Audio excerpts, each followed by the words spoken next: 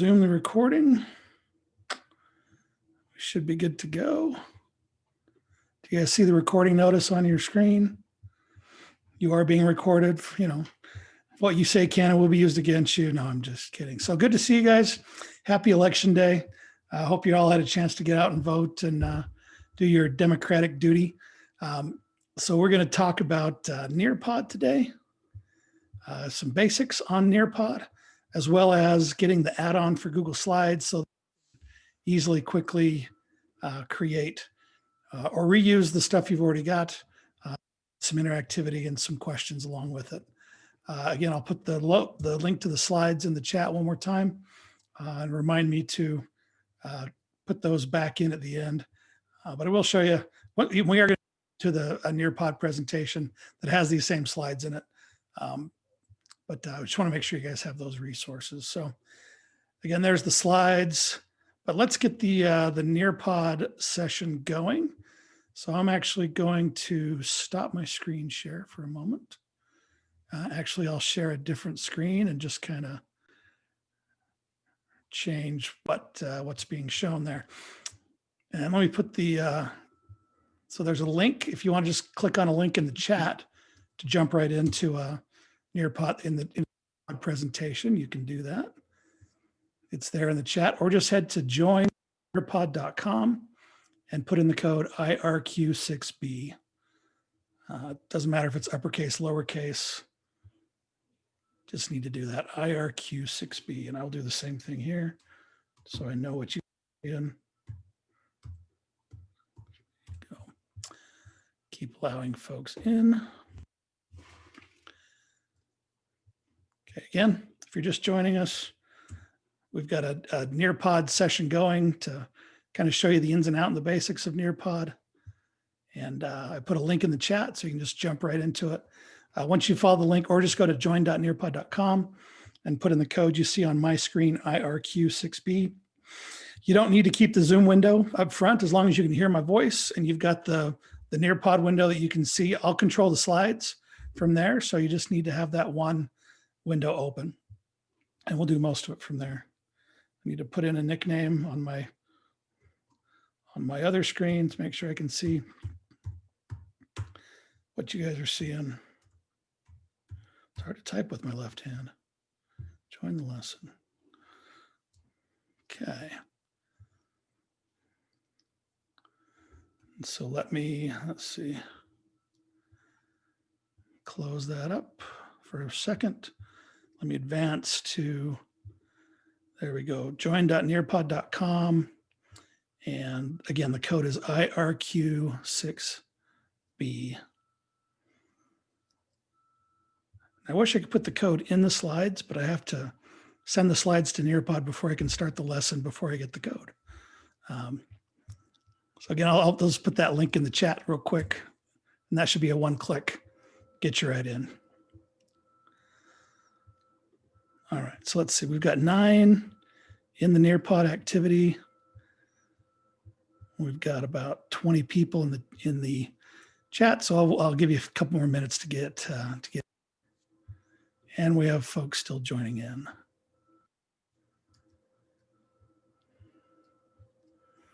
Okay, join.nearpod.com. That code one more time, IRQ6B. Or follow the link in the chat.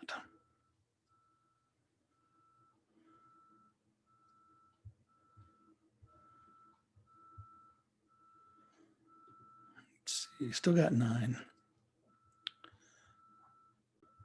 would like you to be in that Nearpod slides if you can, but if you don't want, you can just kind of watch the screen. That's fine too.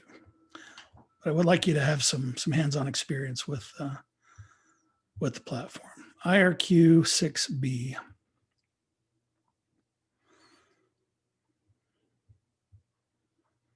Or follow the link in the chat. All right, let's get going. So hello, everybody. Again, I am Clint Stevens from Southwest Educational Development Center. I recognize a lot of the names in here, so hopefully this isn't the first time you're joining us for a Tuesday Tech Talk. We're going to give you some some basics on Nearpod today, how to get in, how to get started, how to find some lessons, and how to maybe even use it tomorrow in your classes. I do have a note here to remind everyone how to save your Nearpod notes.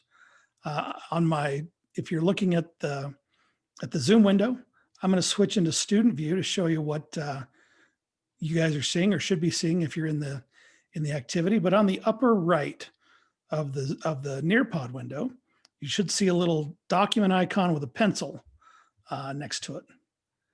Right here, so let's open a separate window. It's not showing me that, but I do see it on my laptop. It's a little sidebar. If you click on that, it'll pop out a little thing on the side that says choose how to save your notes. So you can take notes on any Nearpod screen, and your students can do that as well. And you just need to choose how you want to save your notes. If you want to get them via an email, Google Drive, or save to OneDrive. I just recommend clicking on Save to Google Drive, and then you will get, and once you sign in and authenticate, you will get a copy of the slides plus all the notes that you took, all the responses that you gave into your Google Drive, so that you've got that as a resource and notes for after the day. Same for your students. If you're doing a Nearpod lesson with your students, that's a way for them to have the slides and to get the notes and everything. So that they're prepared. All right, we got 16 people in, good. And again, it's join.nearpod.com. The code's up here on the upper left, IRQ6B, or again, the link is in the chat. Okay, moving forward. So a little bit of background on Nearpod. I did talk about Nearpod video in the very first Tuesday Tech Talk, because they just had released the Nearpod video tool, which was kind of a new thing, and I wanted to get that out there. But and the reason why we are using Nearpod is because you guys have had access to Nearpod in Millard County. I know a lot of people are here from Millard. You've had it, but we haven't had it across the region as a whole.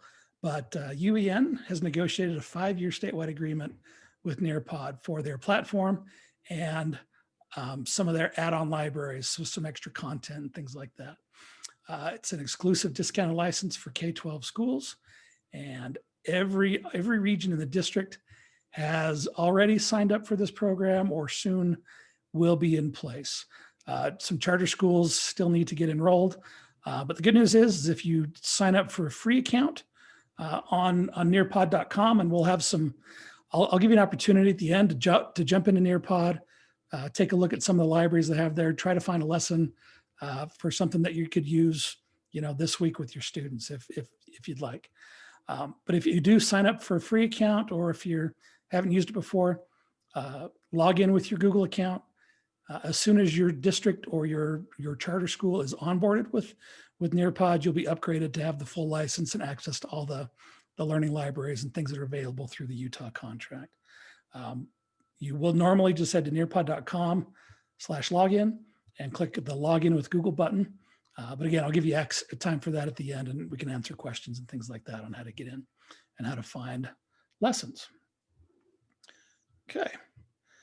So if you need, after today, this is again a quick introduction today. We're only going to spend about 25-30 minutes together today. UEN has put together a lot of great resources, trainings, videos, things like that. Even a couple of courses. There's a Nearpod, like a beginner and advanced, like a badge course. We could actually go through at your own pace and learn more about Nearpod and become a Nearpod expert on your own speed, if that's something you're interested in doing. And those are located at un.org/Nearpod. And I'll put that link into the chat as well, because I know folks like to click on things instead of type. I certainly do. Okay, so good resources from UEN, additional training. So this on your screen, you should just see a quick little question. Just for me, just out of curiosity, I'd love to know, what situation you're teaching in right now. Are you 100% in person with your students? Are you mostly teaching in person with a few remote students? Are you in a hybrid or blend situation where you see like some of your kids half the day or half the days, some of the kids half the other days, and then like a day of online learning, or you got or are you totally online right now? So answers are coming in. You should see your vote on the screen, and then on mine, you can actually kind of see, let me hide student names so we don't know, see who's coming in. Question in the chat, just finished one and it was easy and good. I was already creating Nearpod lessons. So it was 2 birds with 1 stone. Good job, Jimmy. Glad you got in. And it really is pretty simple to use. I hesitate saying simple and easy with teachers because if it's not, it's not, and you could get frustrated. So, anything in educational technology is hard until it's easy for you. So with more practice, hopefully things get easier and easier. So good news is I'll share the result with you guys. You should see it on your screen. So the majority of you, looks like about 2/3 are 100% in person with students. That's such great news.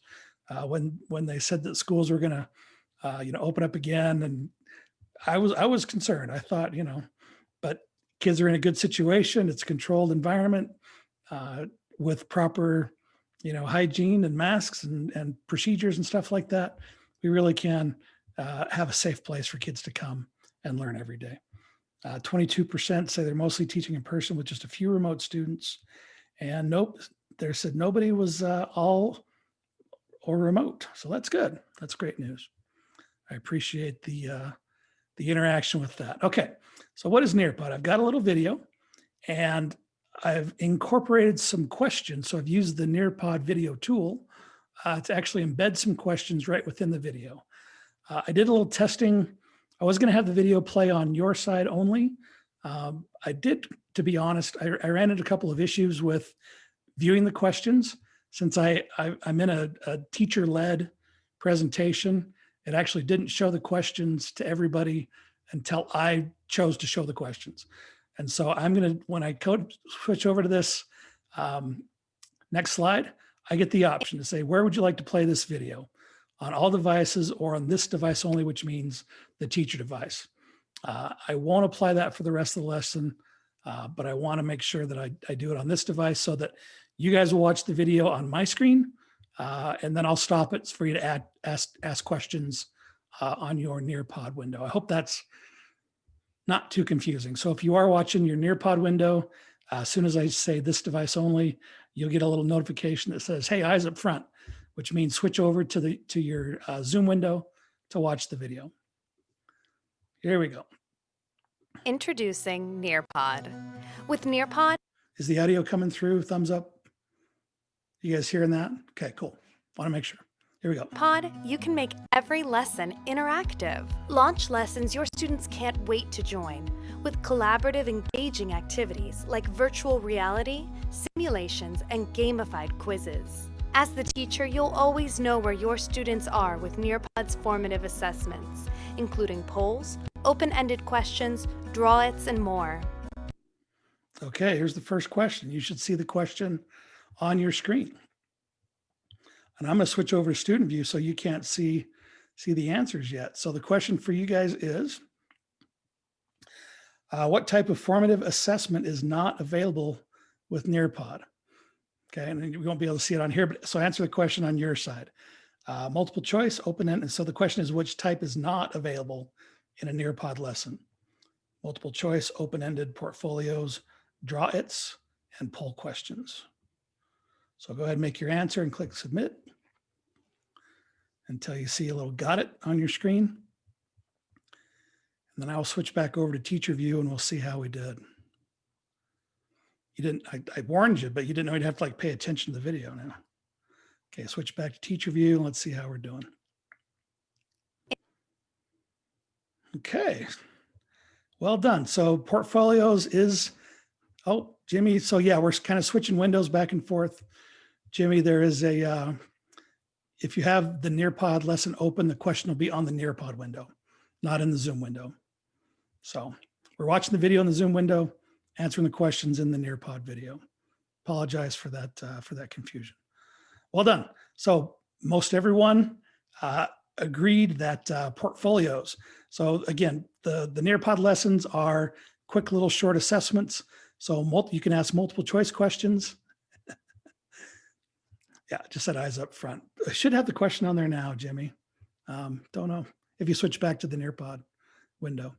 But you can ask multiple choice question, open-ended questions, draw its. Those are a real fun type of question where you can build a slide with, like if you're teaching counties, you could put up all the counties of Utah on the map and have your students circle, their own county or which, where is Daggett County located, stuff like that. So, or they can, circle the hypotenuse or, stuff like that. So they can draw on the slide or add text to a slide. And then poll questions. Those are just kind of gauging opinion. There's really no one right or wrong answer. So that teaching situation question I asked was a poll question.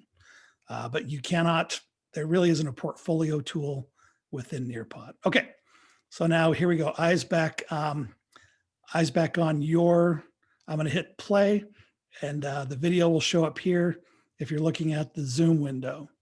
And again, sorry for the back and forth, trying to keep it as simple as possible. Here we go. Get started with what you already have. Upload any of your favorite resources, PowerPoints, Google Slides, and videos, including directly from YouTube. Then, add in media and formative assessment in a few clicks. And now you can add questions directly into videos to make them interactive. Okay. So now you should have a question on your screen if you go back to your Nearpod window. Whoops. So true or false, you can add multiple choice or open-ended questions directly onto a video and make it interactive with Nearpod. We've got answers coming in. Hopefully this is an easy one for you. I'll give you a hint. You're answering one right now, so the answer is true.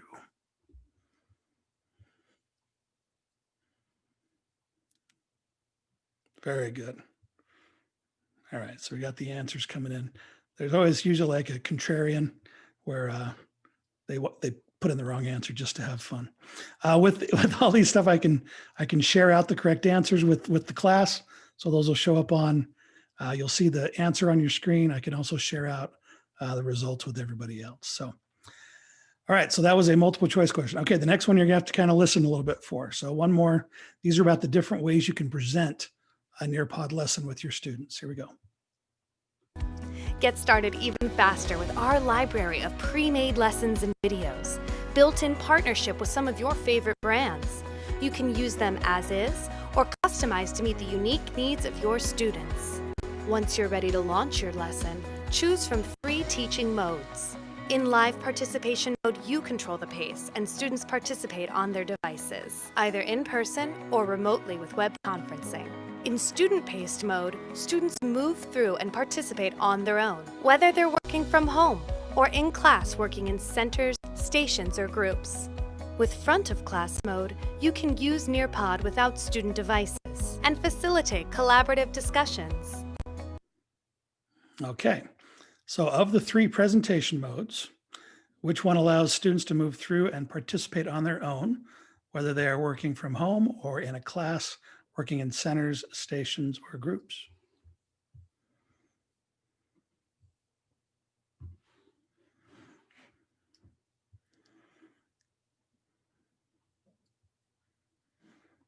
Okay, just didn't want to give it completely away. Okay, let's switch back to teacher view, see what you guys are coming up with. And to be honest, I could be presenting this without having a Zoom window shared. I could just stop my screen share and we could just have you guys listening to my voice and watching your own Nearpod window. Okay, student-paced is the correct answer there. Allows students to move through and participate on their own. And the videos work really well in student-paced mode. As soon as they get to those questions, the teacher doesn't have to push those questions out.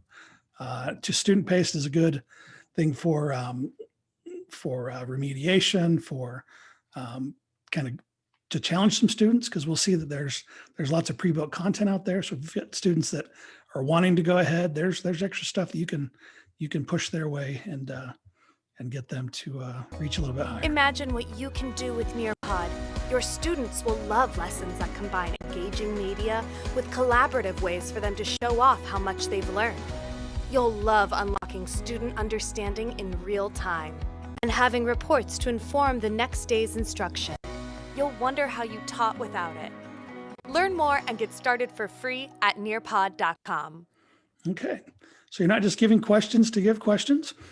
Each time you do a Nearpod lesson and you end the session, you can go and view reports and see exactly who interacted with what, who watched, if it's a student-paced one, you can see how far into the lesson they got, how long they spent watching videos. There's a lot of great information there.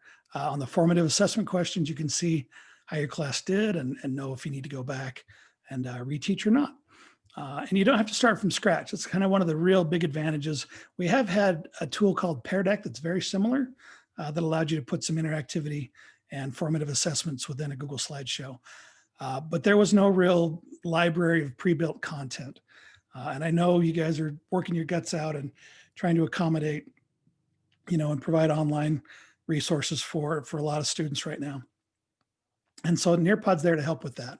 They have a library of over 8,500 interactive lessons that you can search aligned to the Utah, core standards and on grade level, and probably quickly find something that you can use, if not this week, then sometime soon.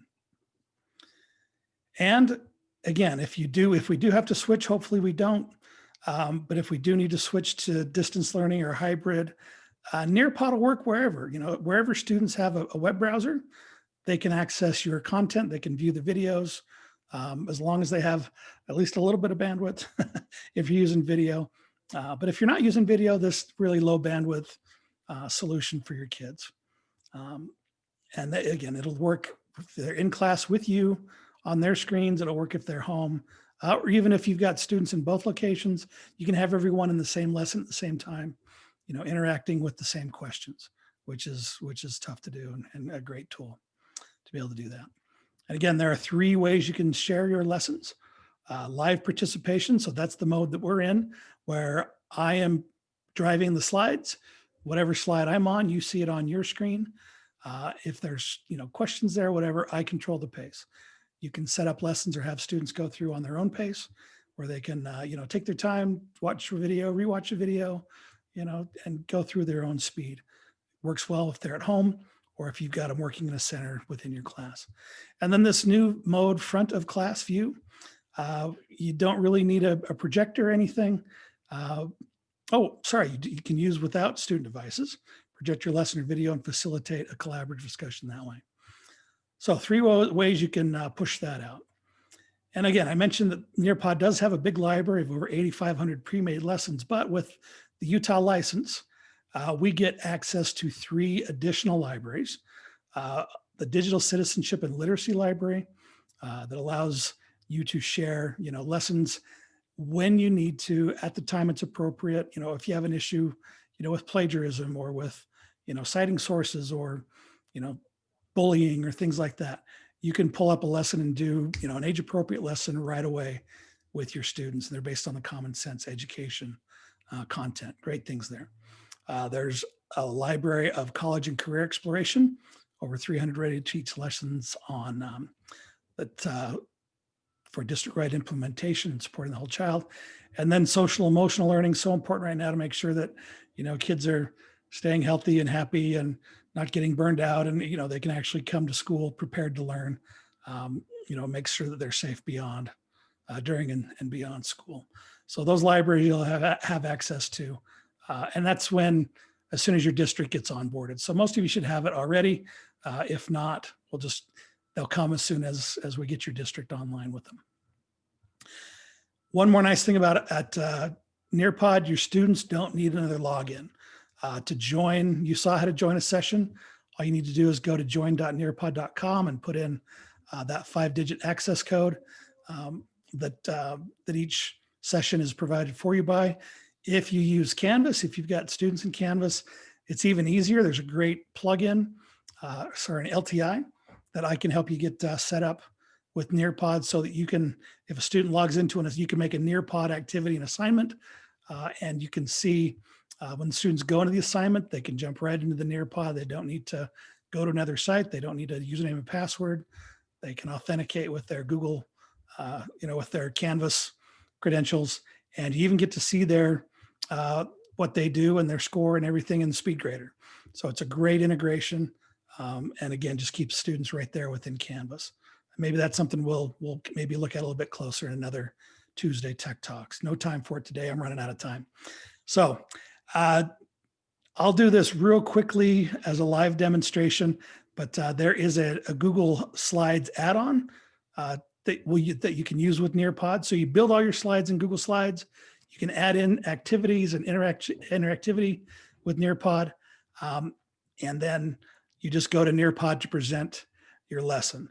And so the next slide is a video that I won't show, but it's a 6-minute kind of walkthrough of what I'm going to take about 3 minutes, maybe even less time to do that. So I'm going to say this device only, and I'm going to skip the video, and I'm going to do my demo live. So if you would switch back to the Zoom window, let me just show you real quick how you get in and add that Google Slides add-on. So I've already added it to this account, but I'll show you how to do it. I'm just in any Google slide. And then up here in the add-ons menu, in fact, I'll delete it, and I'll show you how to add it, uninstall. It's just like that.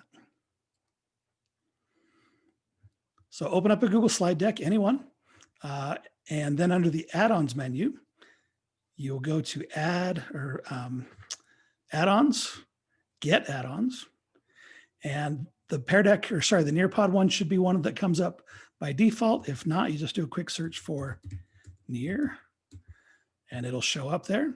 Click on it and click install. You'll have to give it some permissions the first time in. You have to say, yep, you can access this account. You can view my data and do that stuff. All the, the normal Google permissions that you have to give when you're giving it access. Now that I've added it, I go back to the add-ons menu and choose Nearpod, open Nearpod. And I'll open up a little sidebar here. I might have to, again, give it some access here, but I'm going to say I'm going to edit this lesson. There we go. And so now here's all the different types of interactivity I can add to my slideshow. And with Nearpod, it kind of adds the content in between your slides, unless you choose a draw it. So if I have a graphic on a slide, it'll just kind of put its own overlay on top of the slide. But I can add in my own audio, BBC video. These collaborate boards are great. We're going to talk about Padlet in a couple of weeks, but this is a great way to give a place for students to just put in quick brainstorm ideas or photos or things like that, just to share what they're thinking about. Flowcabulary is a thing you can add, but that is an add-on. Nearpod Flowcabulary is a Nearpod product, but that's an add-on. It doesn't come with our license. Fill in the blank type of question. We talked about Flipgrid about a month ago. If you've got Flipgrids, those integrate very well in a Nearpod. You can give them a graphing calculator. Open-ended questions, that's kind of the long response. And then I have either poll questions or quiz question. Poll is gauging for getting their interest or feedback. A quiz is multiple choice. You can actually identify a correct or incorrect answer.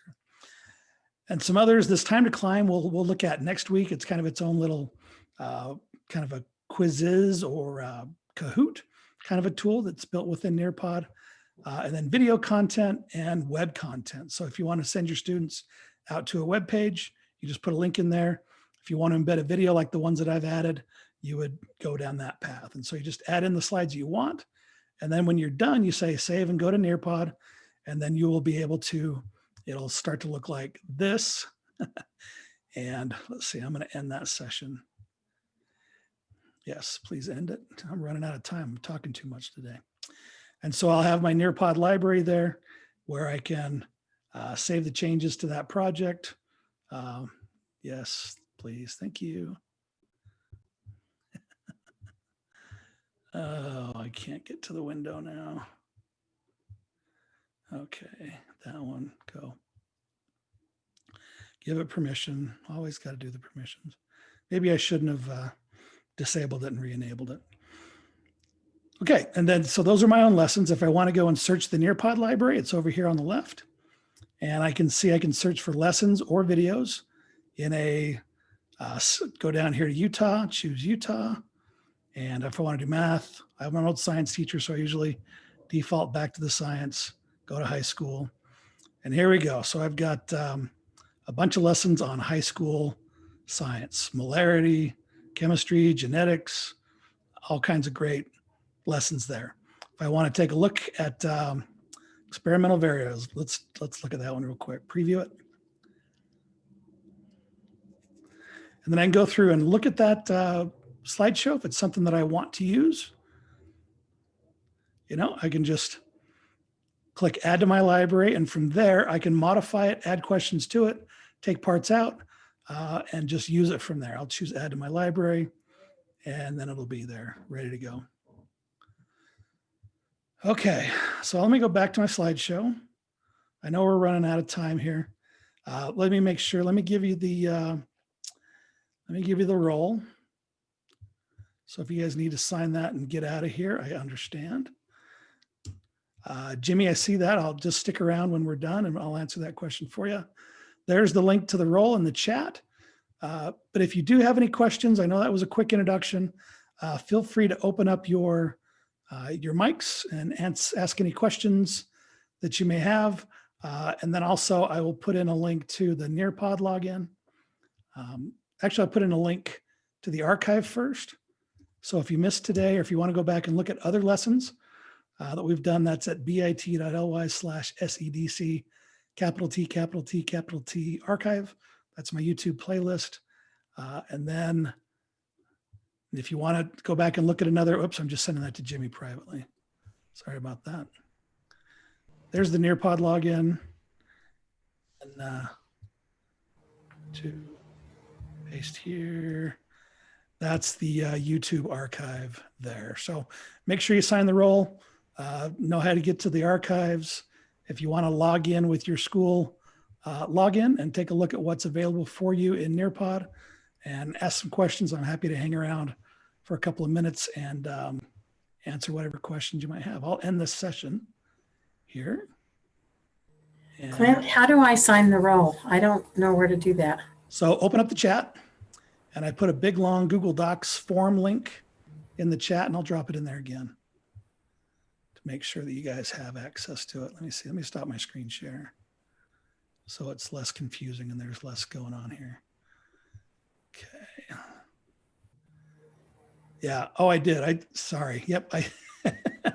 I only sent the link to one person in the chat, so my apologies. No wonder you're confused. Let's see. 3. So do I just type my name in that? Yeah, it's just a little form, and it's just, no, not in the chat. So I just put a link in there. It's a big long docs.google.com/forms link that's in the chat. Follow that link, and then it'll ask you for your full name, your school email address, your Cactus ID, and then if there's any topic you'd like me to cover in an upcoming session. Okay. Sorry for that confusion. My bad. Thank you. No, it's okay. When somebody sends me a note, it just switches it to me chatting with them privately, and I don't always see that. And so I just sent the link back to Jimmy privately and nobody else got it. So, but hopefully it's there for everybody. Any other questions, comments, observations?